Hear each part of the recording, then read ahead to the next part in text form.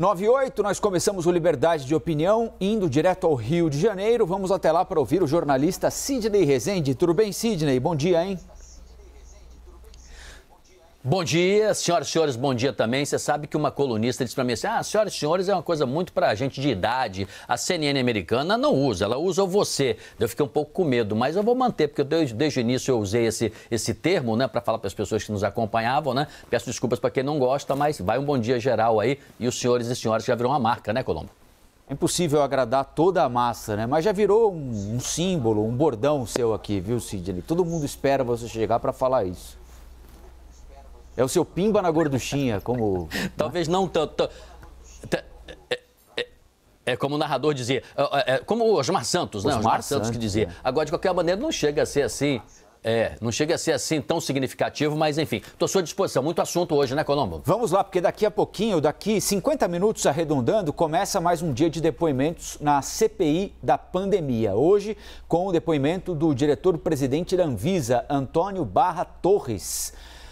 Barra Torres deve falar sobre o processo de liberação das vacinas contra a Covid-19, sobre supostas interferências do governo federal no trabalho da agência.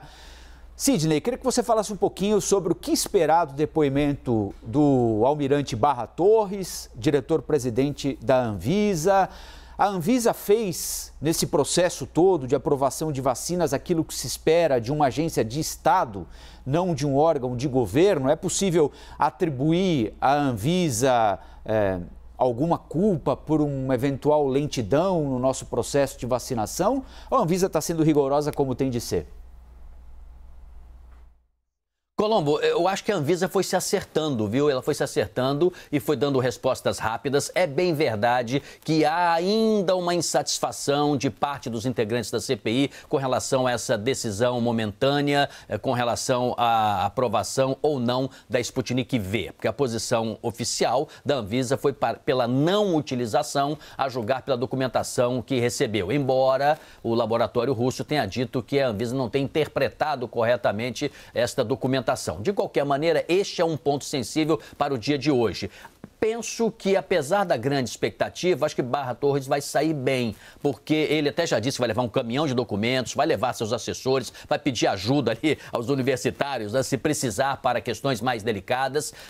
3 temas eu acho que vão ser bastante enfáticos. Um é esse, porque há uma expectativa muito grande na região Nordeste. Eu acho que os governadores aceleraram lá essa convicção de que teriam a vacina adicional a que temos, que era a Sputnik V, e isso ajudaria a imunizar. E o povo nordestino ficou nessa expectativa e quando não foi possível ser rápido assim e logo depois recebe uma negativa, criou essa aflição. Não é por isso que os governadores, principalmente da região Nordeste, gostariam que a Anvisa tivesse dado uma chancela positiva, mas diz a Anvisa que não poderia fazê-lo em respeito ao cidadão brasileiro, porque poderia trazer riscos para a saúde de quem fosse vacinado. A segunda é essa questão da demora que você fala aí, atrasos, omissões, qual é a responsabilidade da Anvisa. A Anvisa é um pouco diferente, é um órgão de Estado, é separado, ela é diferente no seguinte sentido. Quando o governo federal hesita em fazer uma compra, assinar um contrato, aceitar uma oferta ou demora numa negociação, né, a Anvisa fica na expectativa, esperando, porque é somente quando entra-se um pedido de registro é que ela dá uma resposta. Então, a responsabilidade dela é uma corresponsabilidade, mas não é a central, para responder diretamente a sua pergunta. E o terceiro item, esse com certeza vai ser colocado, o ex-ministro Mandetta disse o seguinte, que estava numa reunião com o presidente, estava lá Carlos Bolsonaro, filho do presidente, estava também o presidente atual da Anvisa, esse que vai depor daqui a pouquinho, e que viu sobre a mesa um documento, uma minuta de um decreto que se propunha ali naquele documento que se incluísse na bula da cloroquina que ela poderia ser utilizada no tratamento precoce no enfrentamento do coronavírus. E aí ele, Barra Torres, teria dito, não, isso não é possível, porque não é dessa forma também, né? Não é só alterar a impressão ou tomar uma decisão assim na penada, né? Então, isso certamente vai ser perguntado. Ele vai dizer se existiu, se não existiu, se ele estava lá mesmo, se não estava, se ele lembra, se ele não lembra, se aconteceu. Essa é uma versão. Diria que esses 3 pontos são os pontos mais sensíveis, mas ele está muito experiente, já respondeu a muitas sabatinas. Eu acho que Barra Torres tem tudo para fazer um depoimento mais favorável ao governo do que contrário, mais favorável à Anvisa do que contra ela. Tenho essa impressão. A gente vai acompanhar, vai saber logo logo. É isso aí, daqui a pouquinho, a partir das 10 horas da manhã, em 47 minutos, aqui no Novo Dia. Sidney, o Supremo deu 2 dias, 48 horas, para que a Anvisa, do Almirante Barra Torres, explique quais documentos faltam para que ela, Anvisa, consiga analisar completamente o pedido de importação e uso emergencial da Sputnik V. O primeiro pedido de importação foi rejeitado pela agência, que diz que faltam vários documentos que já tinham sido pedidos pela Anvisa ao Fundo Soberano Russo, mas não foram entregues. Governadores que encomendaram a vacina querem acelerar a imunização. Durante uma audiência na Comissão Temporária da Covid no Senado, o governador do Maranhão, Flávio Dino, disse que os novos documentos entregues por quem produz a Sputnik V têm de ser apreciados rapidamente.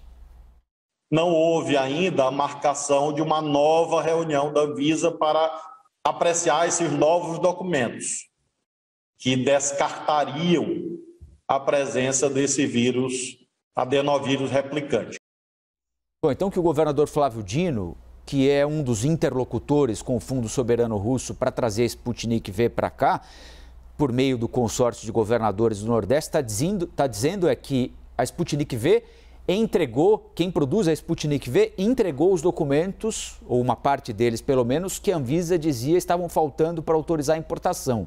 Mas que a Anvisa não marcou uma reunião, uma data para analisar esses documentos, que essa coisa ainda está no ar. Queria saber um pouco mais a respeito da sua opinião, Sidney, sobre esse processo todo de aprovação da Sputnik V. A Anvisa diz que não recebe os documentos, por mais que os peça. Os governadores, né, fazendo uma pressão sobre a Anvisa, falam: o documento chegou, marque uma reunião, veja isso aí. Como é que você vê esse processo, Sidney? Bom, como ele vai ser indagado hoje, o presidente da Anvisa, justamente sobre isso, certamente teremos informações mais atualizadas. Ontem, acompanhando o noticiário que envolve a Anvisa, foi dito que se entregará muito rapidamente tudo isso para o ministro Lewandowski. Tem gente até dizendo que já até foi enviado, né? Se não foi enviado, o será muito rapidamente. A documentação da Anvisa sustentando a sua posição, né? Tecnicamente. Eu acho isso muito bom, porque aí você pode contrapor também, tecnicamente, se por acaso houver algum desajuste.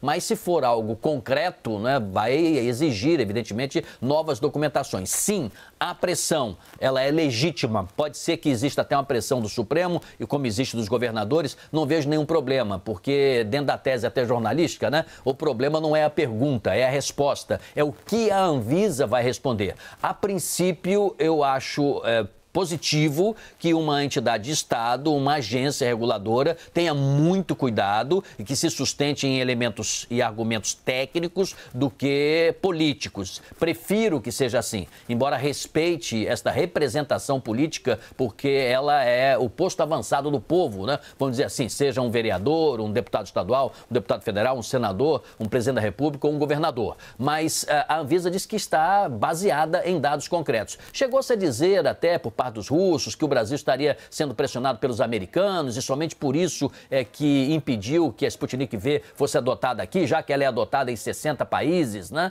Mas, olha, eu prefiro realmente que a resposta seja técnica. Repito, diz a Anvisa que vai sustentar tudo isso nessa remessa que vai ser feita ao Supremo Tribunal Federal rapidamente. E com isto, conjugada a fala hoje do Barra Torres, é que a gente vai saber esse cruzamento concreto, em que estágio isso está. Os governadores do Nordeste vão continuar pressionando por aquela explicação que eu dei na pergunta anterior. Agora, você acha que a Anvisa está sendo hábil o suficiente para aliar a pressa necessária num período de pandemia com o cuidado necessário também para não aprovar uma vacina que os produtores não garantam que o processo é adequado e vai garantir segurança e não provocar problema a quem for imunizado com ela, Sidney? Ô Colombo, se você me permite, eu não sei se ela está sendo habilidosa, mas ela tem sido cumpridora das obrigações. Quando a Anvisa, inclusive, ela discute, lamenta, discorda de alguma posição, mas ela cumpre. Eu me lembro que houve uma necessidade de se apressar em termos de duração de tempo. À época até nós comentamos aqui, você me fez essa pergunta, né, se deveria decidir rapidamente ou não. O Supremo até exigiu mais velocidade, e eu entendo porque o Supremo tenha feito isso. Tem morrido muita gente, a última estatística que a gente tem, ela é de ontem, é bem verdade, 423.229 brasileiros morreram. Será que não se poderia ter evitado muitas dessas mortes se mais vacinas não tivesse chegado e já tivesse à disposição? Só que ela tem que chegar dentro de condições sanitárias, de saúde, regulares. Então a Anvisa, habilidosa ou não, ela tem cumprido essas pressões e obrigações legais que exigem mais rapidez. Agora, também há de se convir, as empresas precisam estar atentas que nós temos aqui uma legislação específica. Gente, todos os países merecem respeito, mas a gente tem que entender que as nossas leis são nossas e nós temos que atender às nossas leis, né? Sempre adequando, adaptando. Quando possível, o Congresso pode fazer até uma atualização, baseando-se no que ocorre no exterior. Mas as nossas leis são assim. Eu não estou fazendo um discurso totalmente favorável à Anvisa, não é isso. Eu estou respeitando os aspectos técnicos de Estado da Anvisa. Porque quando o presidente da Anvisa, lá atrás, né, fez aquela visita ao presidente da República, uma manifestação em frente ao Palácio, lembra-se disso? Uma aglomeração, nós criticamos aqui e muito, né? Eu fiz uma crítica direta. Ele próprio, o Barra Torres, estava ali, sem máscara, ao lado do presidente. Aquela atitude não foi bacana, não foi legal. E depois chegou-se a dizer que tinha uma aproximação com o presidente muito grande, e isso poderia contaminar a sua atuação no órgão de Estado. Naquela época mereceu crítica, mas agora, nesse momento, acho que a Anvisa está fazendo o que tem que fazer, salvo se eu tiver informação concreta em sentido contrário.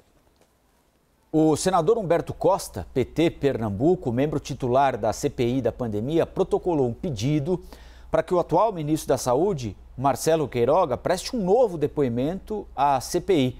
Essas são imagens do depoimento agora, da quinta-feira passada. O ministro falou por 10 horas aos senadores, mas o depoimento dele não agradou a todos os parlamentares e gerou críticas entre alguns dos membros da comissão. O senador Humberto Costa alega que o depoimento foi contraditório em diversos aspectos, especialmente na questão envolvendo tratamentos sem comprovação científica.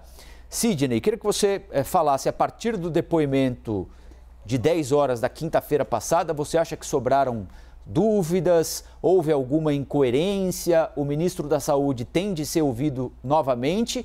Ou é uma tentativa de um senador de oposição de desgastar o governo Bolsonaro?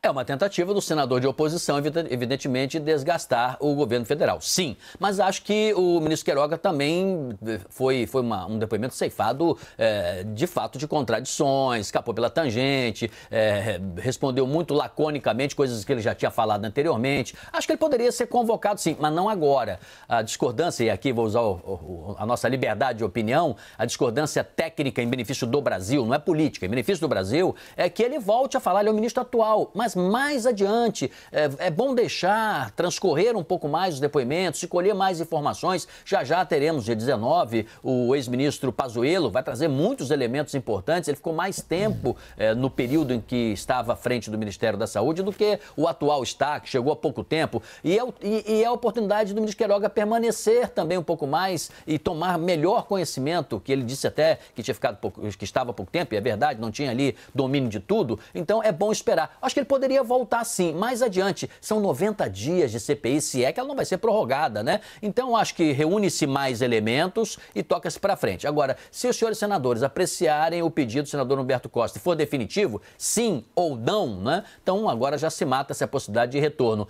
Eu esperaria, se eu fosse senador dessa comissão aí, eu esperaria um pouco mais, reuniria mais elementos e convocaria o ministro Queiroga, porque ele fugiu pela tangente e está certo no mérito, né, o que disse o senador Humberto Costa, realmente. Agora, os senhores senadores têm que se preparar melhor também, né, gente? Estudar um pouco mais a matéria, né? Levar mais documentos, não ficar um pouco só na opinião, questão de ordem, dando piruada aqui e ali, às vezes de ordem política. Tem que estudar, gente. Pega os assessores legislativos aí que são muito preparados e traz elementos fundamentais. Hoje, por exemplo, no Barra Torres, se essa turma não for preparada, Ele pode dar um show nessa CPI. Então, tem que fazer o dever de casa. Falar menos, trabalhar mais e perguntar perguntas mais agudas e necessárias durante o depoimento e o testemunho dos convidados. Sidney, o Brasil registrou nessas últimas 24 horas 889 mortes e 25.200 casos de Covid-19, são dados do Conselho Nacional de Secretários de Saúde. Embora os números ainda sejam colossais, foi o dia com o menor número de mortos nas últimas 9 semanas. É importante lembrar que os números, geralmente, às segundas-feiras são menores por causa do funcionamento escasso de laboratórios, secretarias de saúde aos finais de semana. Mesmo assim, aparentemente, há uma queda consistente nos números. Agora há pouquinho a Basília Rodrigues entrevistou o secretário executivo da Saúde e ele falava em um platô, né? Ainda muito alto, mas em um platô, ou seja, nós chegamos a uma estabilização com tendência de queda nos números. Você acha que já dá para cravar que nós estamos nesse platô com tendência de queda? E, em caso positivo, o que é que você acha que está nos levando a essa situação? Um esgotamento natural dessa chamada segunda onda, avanço da vacinação, medidas de restrição impostas por governos locais? Colombo, eu vou ser bem direto aqui, olha, para falar para você que está nos assistindo. Sabe o que tem que fazer? Eu já vacinei da primeira vez. Continua usando máscara, álcool em gel, distanciamento. Mas eu já vacinei a segunda vez. Continua usando máscara, álcool em gel, distanciamento. Mas eu só vou ser vacinado daqui a 2 meses. Máscara, álcool em gel, distanciamento. Por que eu estou frisando isso tudo? Gente, essa doença é uma doença que a cada dia, eu quase que ia dizer a cada 6 horas, mas vou dizer a cada dia, ela muda. Vou dar um exemplo. Há 10 dias, a diretora da Organização Pan-Americana de Saúde, Clarissa Etienne, ela disse assim: nos Estados Unidos as infecções estão em alta após semanas de baixa. E ela disse, os casos se aceleraram na Colômbia, Venezuela, Bolívia, Uruguai e Argentina, enquanto no Chile elas se mantiveram num platô. Isso há 10 dias. Há uma semana, os casos não passaram a cair de semana a semana, coincidindo com o período de implementação de novas medidas de distanciamento. Nós já tivemos outros indicadores. Ontem já tivemos uma outra sinalização. O secretário está falando agora num platô alto, mas num platô. Então, eu quero dizer apenas o seguinte, não vai ter essa tendência absoluta de alta e nem de queda assim tão rapidamente, para a gente ter certeza de tendência. Ele pode continuar fazendo essa variação. Por isso que eu digo, máscara, álcool em gel e distanciamento. Então, não dá, gente, para você dizer, agora já melhorou, vamos flexibilizar, vamos abrir, já está tudo bem, o pior já passou. Não, o pior não passou. Sequer sabemos, o secretário disse isso, se vai ter uma terceira onda ou não. Lá fora, eles já estão se precavendo. Eu me lembro em 1972, que teve uma crise do petróleo, lá fora a turma já estava andando de bicicleta, porque o petróleo estava muito caro. Aqui a gente torrando, né? Andando de carro direto, gastando gasolina, diesel e tudo mais. Quando a crise chegou aqui no Brasil, década de 70, foi uma debacle econômica total. Então, lá fora, a turma já está se precavendo e agindo de uma maneira diferente do que nós estamos agindo aqui. Por isso, Colombo, para fechar aqui essa resposta, máscara, álcool em gel, distanciamento. Boa, Sidney. Ótima terça-feira para você. A gente volta a conversar amanhã, combinado? Combinado. Máscara, álcool em gel, distanciamento. Até amanhã.